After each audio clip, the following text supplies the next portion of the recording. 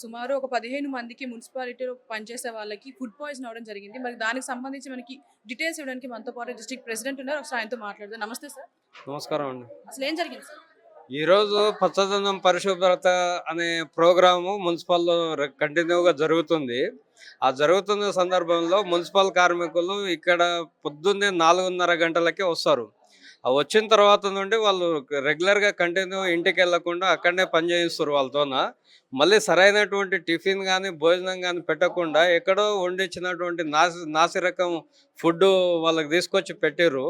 వాళ్ళకు వాంతులు, విరేచనాలు, రకరకాల ప్రాబ్లమ్స్తోనే ఈరోజు 15 మంది ఇప్పటికీ హాస్పిటల్కి వచ్చున్నారు. ఇప్పటికీ వాళ్ళు వచ్చున్నా కూడా డిపార్ట్మెంట్ నుండి మున్సిపల్ కమిషనర్ కానీ చైర్మన్ కానీ వాళ్ళతోనే పని చేయించుకుంటారు తప్ప వాళ్ళని మాత్రం ఆరోగ్యపరమైన సమస్యలు వస్తే మాత్రం పట్టించుకునేటటువంటి పరిస్థితి లేదు. ఇప్పటికీ ఆ కమిషనర్ కూడా వచ్చి చూసినట్టు పాపాన పోలేదు. చైర్మన్ గారు కూడా ఇక్కడనే ఉంటారు టౌన్లో. కేవలం వాళ్ళకి షాద్నగర్ టౌన్ మంచిగా ఉండాలి, చెత్త లేకుండా ఉండాలి, మోరీలు శుభ్రం ఉండాలి, అన్నీ అవి ఉండాలి. కానీ వాళ్ళ జీవితాలను కోల్పోయినా పర్వాలేదు అనేటటువంటి పద్ధతుల్లో గొడ్డు చాకిరీ చేయిస్తూ ఉన్నారు. వాళ్ళకి కనీసం ఉదయం నుండి వచ్చినటువంటి కార్మికులను మధ్యలో రిలీఫ్ ఇవ్వాలి. రిలీఫ్ ఇచ్చి ఇంటికి పంపించిన తర్వాత మళ్ళీ వాళ్ళకు 2 గంటలు 3 గంటలు రెస్ట్ తర్వాత మళ్ళీ రమ్మని చెప్పాలి. కానీ అట్లా కాకుండా ఇప్పటికే మున్సిపల్ టౌన్ బాగా పెరిగింది. 150 మంది వర్కర్స్ మాత్రమే ఉన్నారు ఇక్కడ.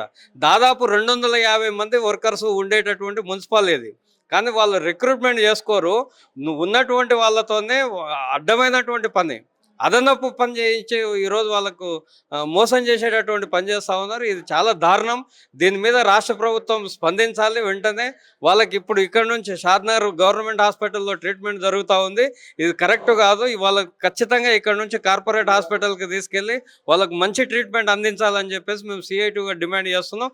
లేకపోతే ఇక్కడనే మిగతా వాళ్ళని కూడా అందరినీ బంద్ చేయించి ఆందోళన కార్యక్రమం స్టార్ట్ చేస్తాం.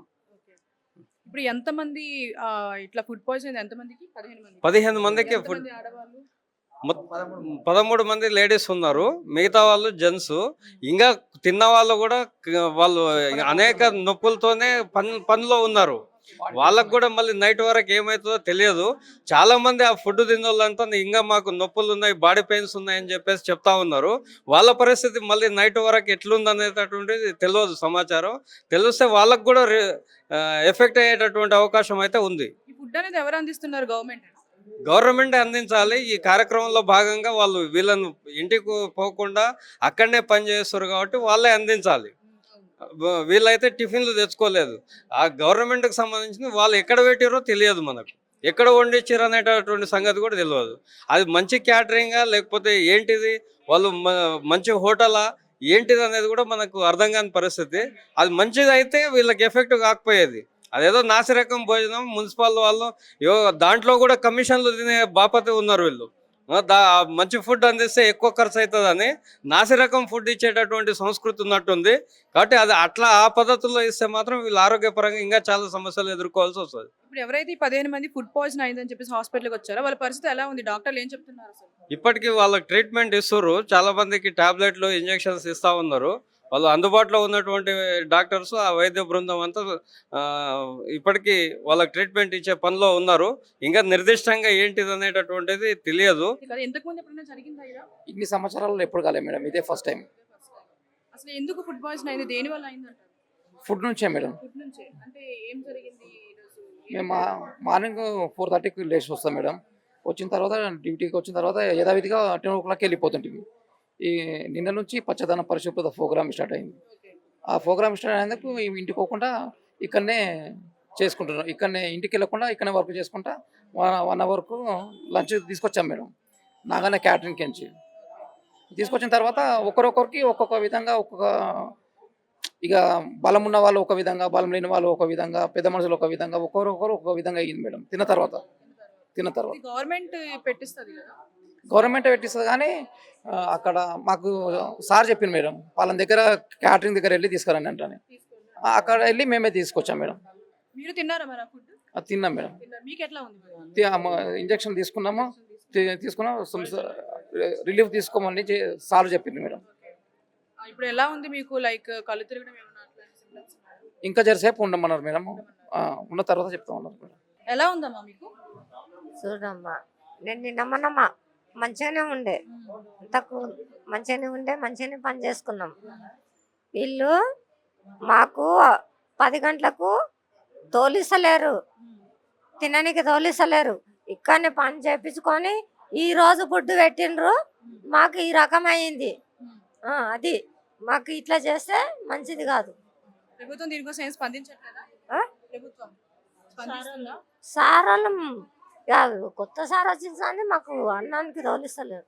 డాక్టర్ ఏమంటున్నారు? ఎలా ఉంది అసలు, ఏం జరిగిందని మీరు చెప్తున్నారా డాక్టర్?